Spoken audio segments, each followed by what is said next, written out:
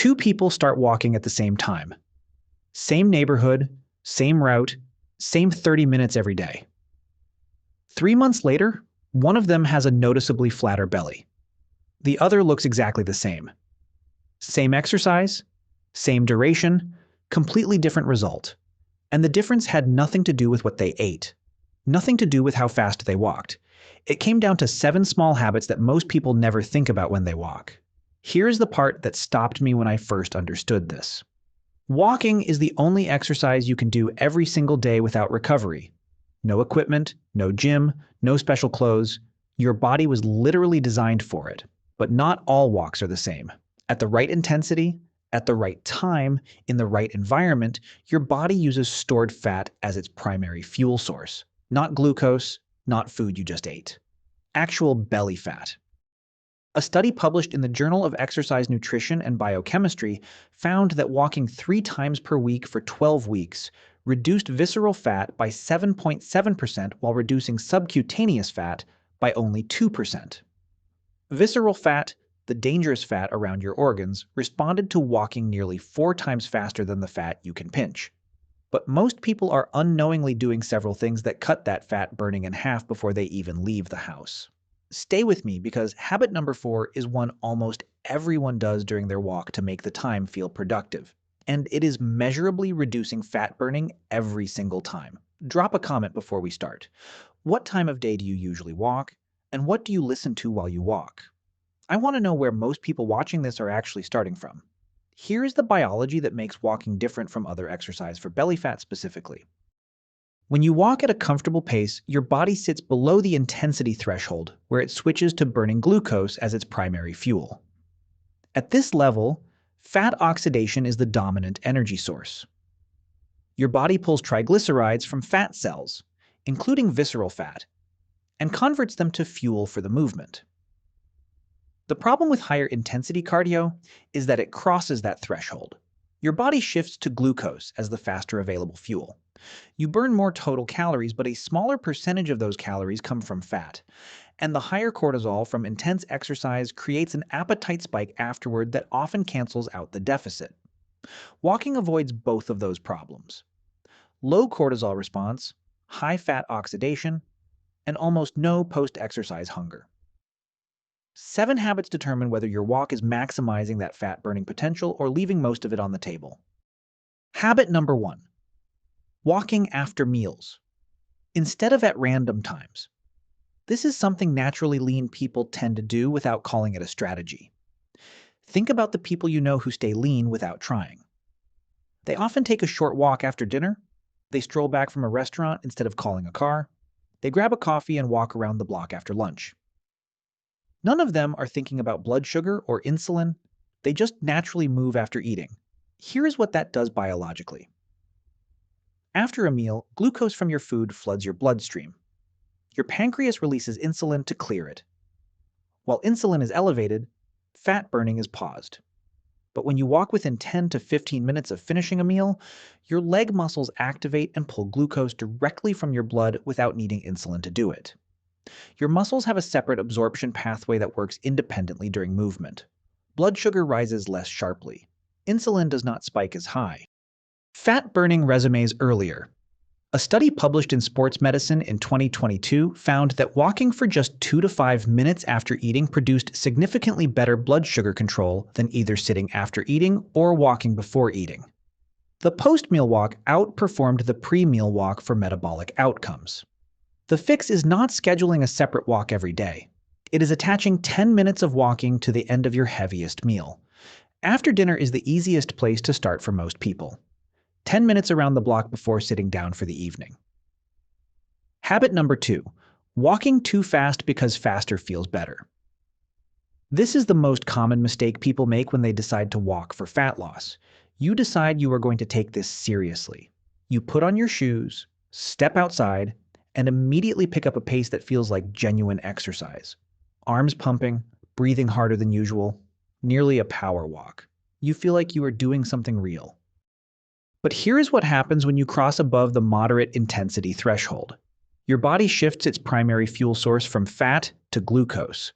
The percentage of calories coming from stored fat drops significantly, even though total calorie burn goes up slightly. Additionally, higher intensity walking elevates cortisol.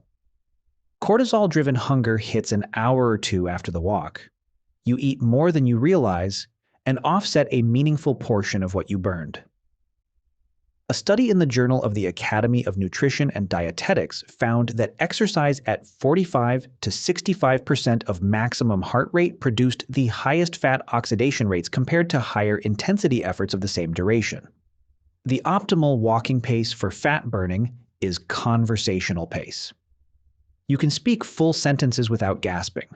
You feel warm and slightly elevated heart rate, but not breathless. If you can sing, you are probably going a little too slow. If you cannot complete a sentence, you are going too fast.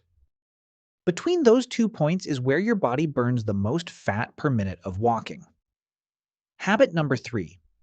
Walking in the morning or during your commute home. This is a timing habit that naturally lean people tend to fall into for practical reasons that happen to be biologically ideal. Morning walkers often start because they have no other time available. People who walk during their commute home do it out of convenience. But both of these windows are metabolically special. In the morning, cortisol is at its natural daily peak in the first 30 to 45 minutes after waking. This morning cortisol is not the same as stress cortisol. It is your body's energy mobilization signal designed to pull stored fat into circulation to fuel the start of your day. Walking during this window uses that naturally mobilized fat as fuel instead of letting the cortisol spike come and go without purpose. The commute home window works differently but equally well. After a full day of work, cortisol has been elevated from the day's demands. Walking during this transition window uses that elevated cortisol for fat mobilization before dinner arrives and insulin rises. A study in the International Journal of Obesity found that morning exercise in a semi-fasted state produced significantly higher fat oxidation rates than the same exercise performed in the afternoon in a fed state. If morning walking is not realistic for your schedule, the commute home is the next best timing for fat burning. Both windows use cortisol as a fat mobilizer instead of a fat storer. Habit number 4, listening to stressful or high stimulation content while walking. This is the habit almost nobody connects to fat burning. You put in your earbuds and press play on your favorite true crime podcast. Or you catch up on the news, or you listen to a heated debate or commentary show. You feel productive, you are getting your walk in and staying informed at the same time. But your cortisol does not know you are just walking. High stimulation or stress-inducing audio content activates a mild cortisol response even when you are physically relaxed. Your nervous system responds to what it hears. Crime narratives, bad news, conflict, and controversy all produce measurable cortisol increases in listeners. A study published in Frontiers in Psychology found that exposure to stress-inducing media content produced cortisol increases comparable to mild psychological stress tests in a laboratory setting. When cortisol rises during your walk, your body shifts away from fat oxidation and toward glucose burning. The same physiological effect as walking too fast, but triggered by what you are listening to rather than your pace. The fix is straightforward. Option 1 is no audio at all, just the sounds around you. This is the highest fat burning option because it allows full parasympathetic activation during the walk. Option 2 is music without lyrics or calm instrumental music. This keeps cortisol low while still making the walk enjoyable. Option 3 is light entertainment podcasts with no conflict or negative content. What you listen to during your walk is not a minor detail. It is part of the metabolic environment you create. Habit number 5. Choosing routes with nature and green spaces. This is a habit lean people tend to gravitate toward naturally when the option is available. Given the choice between a park route and a concrete sidewalk along a busy street, naturally, lean people often pick the park. Not because they have read research about cortisol, it just feels better, and that feeling reflects a real biological difference. Walking in environments with trees, grass, water, or natural light activates the parasympathetic nervous system through a mechanism called optic flow, combined with natural sensory inputs. The organic visual complexity of nature calms the amygdala, the brain's threat detection center, in ways that urban environments do not. A A study published in Environmental Health and Preventive Medicine found that walking in a forest environment produced cortisol levels 12% lower, blood pressure meaningfully reduced, and higher fat oxidation compared to walking the exact same distance in an urban setting. Same distance, same pace, different environment, different fat-burning outcome. Urban parks with trees produce similar effects even if they are not forests. Even a tree-lined street is meaningfully better than a concrete corridor for cortisol and fat oxidation during a walk. When you have options, choose the route with more green. When you do not have options, any walking is better than no walking. But if a park route and a concrete route are equally accessible, the park route is the better fat-burning choice every time. Habit number 6. Eating immediately after returning from a walk. This is the mistake that is most common among morning walkers. You come back from a 30-minute walk. You feel good, slightly warm, a little hungry. You immediately start making breakfast because you burned calories and your body needs fuel. That logic makes sense after an intense gym session. For a fat-burning walk, it works against you. Here is what is happening after you finish walking. Your body is in an elevated fat oxidation state. Fat burning does not stop the moment you step back inside. It continues for 30 to 60 minutes after moderate walking, particularly if you walked in a fasted or semi-fasted state. Eating immediately, especially carbohydrates, closes that window by raising insulin and shifting your body into a fed state.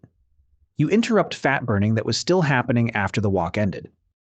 A study in the Journal of Clinical Endocrinology and Metabolism found that post-exercise fat oxidation continued for several hours after moderate walking in a fasted state, but was significantly reduced when a high-carbohydrate meal was consumed immediately after.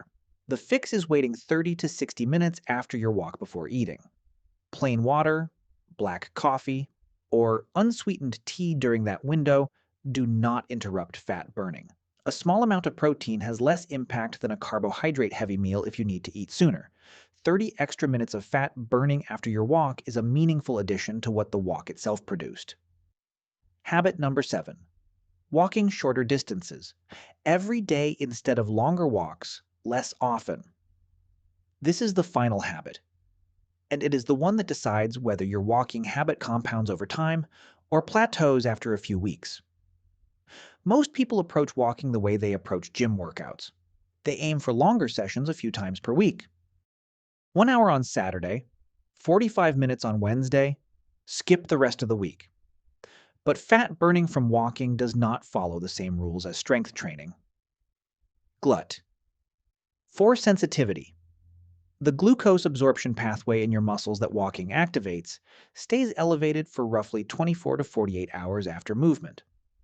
After that, it begins resetting toward baseline.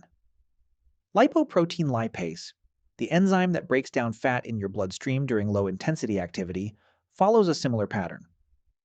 When you walk every day, these systems stay in a continuously elevated state.